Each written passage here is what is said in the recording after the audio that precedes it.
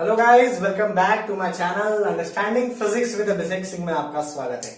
जनाब, friction in solid के लिए लेसन में बनाया था मैंने। आपने उम्मीद करता हूं कि आपने लेसन देखा।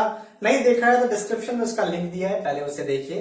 फ्रिक्शन इन सॉलिड की चर्चा की थी, आज मैं चालू करूंगा फ्रिक्शन इन लिक्विड की बात। फ्रिक्शन इन लिक्विड की बात आज हम लोग करने वाले हैं। सो आइए फ्रिक्शन इन लिक्विड को समझते हैं। फ्रिक्शन लिक्विड में भी होता है, ठीक है। अब उसको क्या नाम दिया गया, तो उसको नाम दिया जाता है विस्कोसिटी। फ्रिक्शन इन लिक्विड का नाम होता है विस्कोसिटी, और उस फोर्स को, फ्रिक्शन फोर्स को कहा जाता है विस्कस फोर्स। क्या कहा जाता है जनाब? Viscous force. अब इस विस्कस फोर्स को दो अलग अलग महानुभावों ने अलग अलग तरीके से समझाया है, अलग अलग केसेस के लिए समझाया है। फ्रिक्शन यानी विस्कस फोर्स में दो स्पेशल लॉ दिए गए हैं। एक जो लॉ दिया गया है that is Newton's law for viscous force, एक ये लॉ दिया गया हुआ है, ठीक है। और दूसरा दिया हुआ है Stokes law for viscous force. तो आपको ये दोनों लॉ के बारे में मैं आज के वीडियो में बताने वाला हूं, और फिर तमाम टर्मिनल वेलोसिटी के बारे में बात करेंगे। तो Newton's law of viscous force क्या कहता है?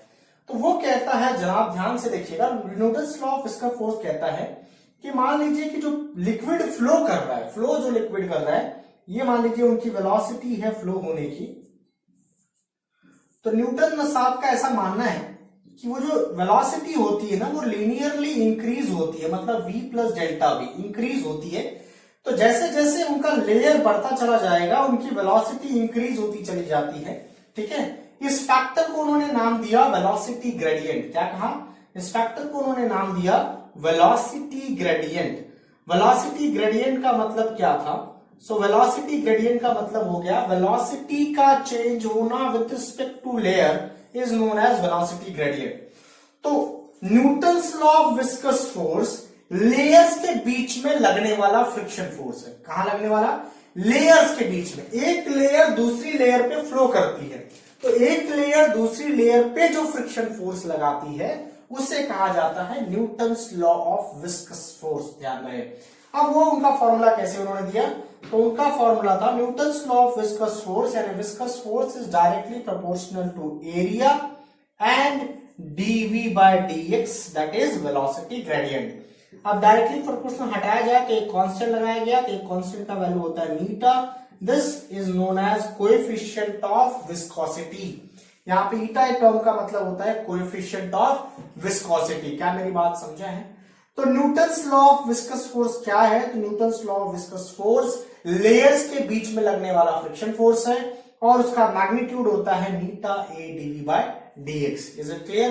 तो ये तमाम बातें आपको पता होनी चाहिए। आइए हम लोग स्टोक्स लॉ की चर्चा करते हैं, ठीक है। तो स्टोक्स लॉ क्या होता है? स्टोक्स लॉ में बेसिकली आपको बताया गया है कि जब एक, जैसे मान लीजिए लिक्विड है, ठीक है, इस लिक्विड में ये पत्थर जो है वो नीचे जा रहा है। पत्थर आपने डाला और पत्थर नीचे जा रहा है। तो लिक्विड में कौन फ्लो कर रहा है या कौन नीचे जा रहा है? सॉलिड जा रहा है। तो ये लिक्विड इस सॉलिड पे एक फ्रिक्शन फोर्स लगाएगा। ये लिक्विड इस सॉलिड पे भी एक फ्रिक्शन फोर्स लगाएगा। यानी when one medium travel in another medium, एक मीडियम जब दूसरे मीडियम में ट्रैवल करता है, एक मीडियम जब दूसरे मीडियम में ट्रैवल करता है, उस टाइम पे जब दूसरा मीडियम उस पे जो फोर्स लगाता है, जो फ्रिक्शन फोर्स लगाता है, वो फ्रिक्शन फोर्स, वो viscous force is given by Stokes law. दो लेयर के बीच में friction force, Newton's law. When one medium travelling to another medium, जो फ्रिक्शन फोर्स, उसे कहा जाता है स्टोक्स लॉ। उसका फॉर्मूला होता है 6 पाई मीटा आर वी। यहां पे v का मतलब होता है टर्मिनल वेलोसिटी। इसका डेरिवेशन हम डिराइव करेंगे। टर्मिनल वेलोसिटी कहते हैं इसे। यहां v का मतलब होता है टर्मिनल वेलोसिटी, r का मतलब होता है रेडियस ऑफ दैट स्फीयर, जो व्हाटएवर जो उसके अंदर फ्लो कर रहा है। मीटा आप सब जानते हैं, it is coefficient of viscosity. तो आपने जाना कि विस्कस फोर्स दो टाइप के, दो अलग अलग साइंटिस्ट ने उसको एक्सप्लेन किया, दो अलग अलग मैनर्स के लिए। Newton's law of viscous force, it is for the layers between, layers के बीच में लगने वाला फ्रिक्शन फोर्स, और स्टोक्स लॉ के बीच में लगने वाला फोर्स जो है that is one medium travelling to other medium में जो फोर्स लगता है दैट इज स्टोक्स लॉ। आइए नोट डाउन कर लीजिए, पॉज करके नोट डाउन करिए जनाब। आइए अब तीसरी चर्चा मैं आपको बता देता हूं टर्मिनल वेलोसिटी की। Friction in solid, friction in liquid में ये कुछ बातें हैं। आइए आज हम जानेंगे टर्मिनल वेलोसिटी, ठीक है। तो अगला डेरिवेशन जो हो जाएगा दैट इज टर्मिनल वेलोसिटी का डेरिवेशन है। अभी टर्मिनल वेलोसिटी का डेरिवेशन क्या कहता है? टर्मिनल वेलोसिटी का डेरिवेशन कहता है, मान लीजिए एक कंटेनर में, ध्यान से देखिएगा, इस कंटेनर में सॉलिड आप ट्रैवल करा रहे हैं इसमें नीचे की ओर। अब ये सॉलिड किस वेलोसिटी के साथ ट्रैवल कर रहा है ये जरा समझिएगा। ये टर्मिनल वेलोसिटी की क्या जरूरत पड़ी, कैसी जरूरत पड़ी, जरा ध्यान से देखिए। जैसा कि ये एक ऑब्जर्वेशन से समझाता हूं। जैसा कि मान लीजिए कि हमारा अर्थ के ऊपर कम से कम 200 किलोमीटर तक एटमॉस्फेयर है। कितना है? 200 किलोमीटर तक एटमॉस्फेयर है। अगर एक बॉल जिसकी इनिशियल वेलोसिटी 0 है वो 200 किलोमीटर से रिलीज किया गया, तो जवाब बताइए अर्थ पे आते आते उसकी वेलोसिटी क्या हो जाएगी? नॉर्मल, बिना किसी कंसेप्ट की बात कर रहा हूं। 200 किलोमीटर ऊपर से बॉल को रिलीज किया गया, जिसका बहुत छोटा सा बॉल है, जिसका रेडियस बहुत छोटा है, वो नीचे नीचे आते आते उसका वेलोसिटी क्या हो जाएगा? तो आप कहोगे भाई काइनेमैटिक यूज करो तो v square equal to U square plus 2gh, तो u की वैल्यू तो 0 है, तो v की वैल्यू हो जाएगी √2gh। इस हिसाब से 2 इंटू 10, हाइट कितनी दी है? 200 किलोमीटर, यानी 2 इंटू 10⁵ सॉल्व करेंगे तो आपका आ जाएगा 2 इंटू 10⁵, यानी वेलोसिटी कितनी होगी बेटा? वेलोसिटी कितनी होगी? वेलोसिटी हो गई 2000 मीटर पर सेकेंड।